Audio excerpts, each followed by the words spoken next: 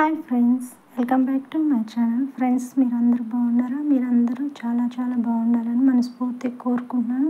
నేనైతే చాలా బాగున్నాను ఫ్రెండ్స్. ఈ సండే పెట్టాల్సింది కుదరలేనమాట. నేను సండే వస్తూ ఉండగా దారిలో ఫ్రెష్ అయితే కనిపించిందండి. ఫ్రెష్గా రొయ్యలు, చేపలు, పీతలు ఇవన్నీ ఉన్నాయి అన్నమాట. అయితే నేను మా మేడం అయితే అక్కడికి వెళ్ళామన్నమాట. వెళ్ళేసేసి ఫస్ట్ అయితే రొయ్యలు అయితే తీసేసుకున్నాం ఫ్రెండ్స్, ఒక 2 kgs. తర్వాత వచ్చేసి చేపలు కూడా తీసుకుందామని అడిగారనమాట. చేపలు కూడా అయితే ఒక 2 kgs తీసుకున్నారు. వీళ్ళైతే క్లీన్ చేస్తున్నారు అన్నమాట. వీళ్ళైతే ఎంత ఓపిక ఎలా క్లీన్ చేస్తున్నారో. చేపలు అయితే చూసారా ఎన్ని పెట్టున్నారో. చాలా రకాలైతే చేపలు ఉండే ఫ్రెండ్స్ ఇక్కడ. ఇక మాకైతే ఇక్కడ ఇస్తున్నారు చూడండి, మా కోసమే. ఇది అంకుల్ అయితే క్లీన్ చేస్తున్నారు అనమాట. పక్కన తను అయితే చూడండి కటింగ్ అయితే చేస్తుంది. ఎంత బాగా చేస్తుంది, ఆడపిల్ల అయ్యింది కూడా. ఈ కింద ఈ బుడత చూసారా, ఈ చిన్న పాప రొయ్యలు అయితే క్లీన్ చేస్తుందండి. నాకైతే భలే నచ్చింది. వాళ్ళకైతే స్కూల్ లేదంట, అందుకని చెప్పేసి ఇక్కడ తీసుకొచ్చి చిన్నప్పటి నుంచో చూడండి నేర్పిస్తూ ఉన్నారు. ఎంత హుషారుగా ఉందో చూడండి, చక్కగా ఎంత ఇంట్రెస్ట్గా చేస్తుందో. నాకైతే ఆ అమ్మాయి కంట్లో పడింది అనమాట, చూస్తూ ఉన్నాను. అయితే తర్వాత అయితే మాకే క్లీన్ చేస్తున్నారండి. చూడండి ముక్కలు కుడుతూ ఉందన్నమాట. చాలా బాగా క్లీన్ చేసింది, చాలా ఫాస్ట్గా కూడా చేస్తుంది. ఏమైతే క్లీనింగ్ కూడా చాలా నీట్గా చేశారు. ఇది వచ్చేసి మేము కాప్రా సైడ్ వెళ్ళామండి, అక్కడ అనమాట, కాప్రా దగ్గర. చూడండి ఇవన్నీ అయితే ముక్కలు అయితే సైజులు వారికి కొట్టించింది మాకైతే.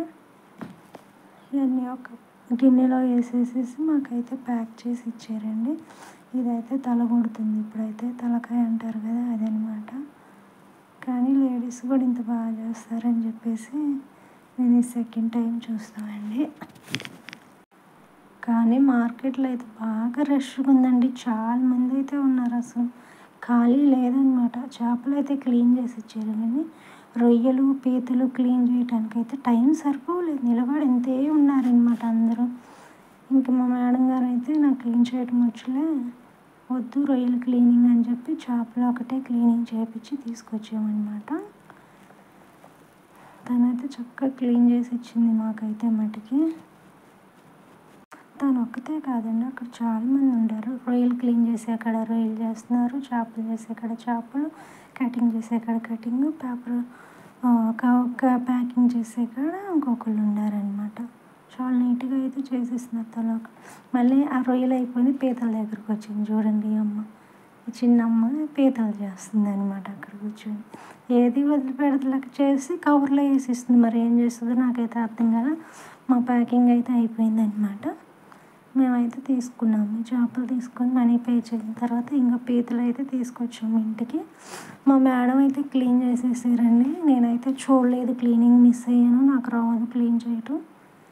చేసిన తర్వాత అన్నీ ఆనియన్స్, పచ్చిమిర్చి, అల్లం వెల్లుల్లి పేస్టు, కరివేపాకు అన్నీ రెడీ చేసి పెట్టాము. చెక్క లవంగా దంచి పెట్టుకున్నాము. ఒక ఆయిల్ పోసేసి అందులో చెక్క లవంగా వేయించేసేసి ఆనియన్స్, పచ్చిమిర్చి, కరివేపాకు మొత్తం వేసి వేయించామన్నమాట. చూడండి ఇట్లా ఆయిల్ పోసేసి ఆయిల్లో వేయించుకోవాలి, వీడియోలో చూపిస్తున్నట్టుగా. కొంచెం ఈ బాగా వేగిన తర్వాత మనం ఏం చేయాలంటే పీతలు రెడీ చేసుకుని అందులో వేసేసుకొని బాగా కలిపి పెట్టుకోవాలి. చూడండి ఇట్లా ఆవిరి వస్తుంది కదా, ఇట్లా కలిపి పెట్టుకోవాలి. ఓ పక్క నేను చింతపండు కూడా నానబెట్టుకున్నానండి.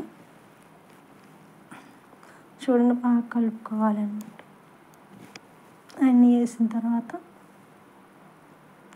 వీడియోలో చూపిస్తున్నట్టు బాగా కలపాలి.